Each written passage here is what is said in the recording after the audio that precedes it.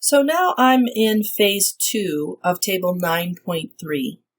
While the teams were coding and applying what we'd agreed to as our descriptive nodes, they also pulled up this Excel file that had our initial coding structure and made any recommended changes and even created an additional column instead of examples for counterexamples, things that look like they might fit but really don't.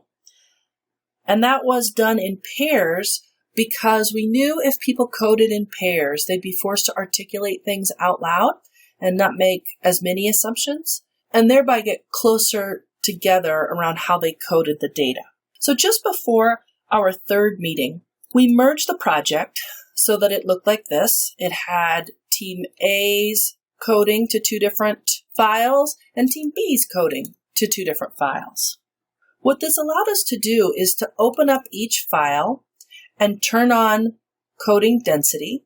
And you'll see if I hover over this coding density stripe on the right, I can see where it's been coded. And that's how we went through these 2 files. We turned on the coding density on both of them, and then it did a back and forth comparison. And again, this was done in the team setting in our training room so that we could have discussions about what was coded. After we were done doing this in our team meeting, we did a few other things. One of the things we did was create a node for each analyst. So here at the bottom of my coding structure is a top-level node for analyst, and underneath it are the different researchers. The goal was that different researchers could add new nodes if they saw new themes come up, but not alter the main structure.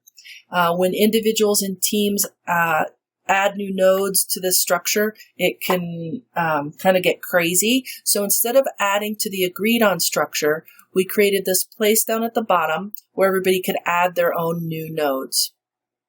This means when the projects got merged, everybody would have a substructure of all the things that they had proposed. The next thing we did was we created memos for each team researcher. And so, for instance, I'll open up my memo, and that memo was structured with heading levels. We had 4 different sections: coding questions, issues for the next team meeting, interpretations, hypotheses, and theories, and ideas for queries to run. So if I click to edit, you'll see I can add anything I want to into this memo. And when the projects get merged, we can use the AutoCode tool, and we would then have a node for coding questions, a node for issues for next team meeting, etc. And in that node for coding questions would be everybody's comments about coding questions. Before we distributed the projects so people could code independently, we gave one more try as a team and coded 1 transcript in a group of 4. Then we copied this project, and we had 4 different versions of it, so everybody had their own copy of the project. We each were assigned 3 files to code. So each of us coded 3 files, and they were the same files. We added our thoughts in the memos. We added any new nodes to the coding structure if there was something that came up that didn't exist yet. So you can see here, I came up with this concept of a catalyst. And then when the projects were merged together, everybody had their proposed new nodes, and there were memos that had collective ideas.